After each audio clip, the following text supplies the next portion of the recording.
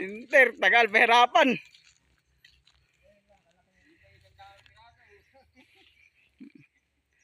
Inhirapan mga tropa. Ay talagang natapos namin ay naman ay alas 10:13 din.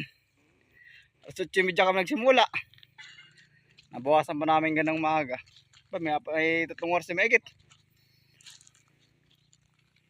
Yun. Ito kasi yung mga tropa ay gagawin ng resort to. Kaya yung mga niyog na nakaharang ay tinatanggal. Abala sa daanan.